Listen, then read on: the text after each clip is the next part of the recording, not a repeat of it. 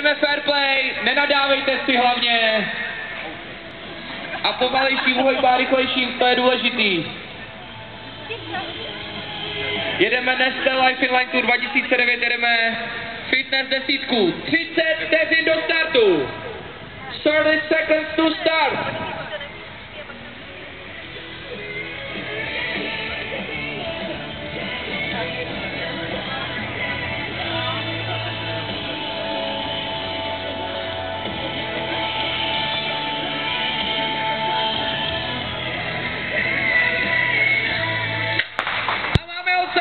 Fitness desítku tady v Praze na Nestlé Life in Line Tour 2009 a to je ale peloton.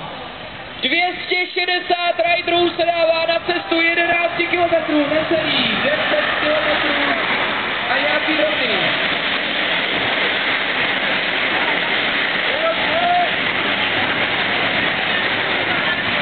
To je vichr.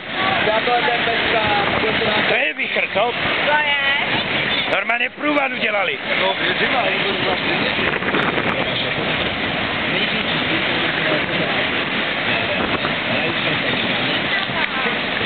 Časopis o zdravém životním stylu pro všechny s aktivním přístupem k životu.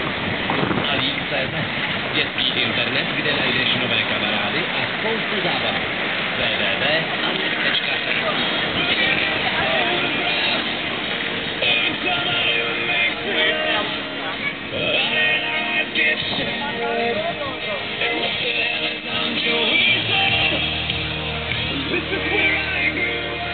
Tak silnice je plná až po Hilton.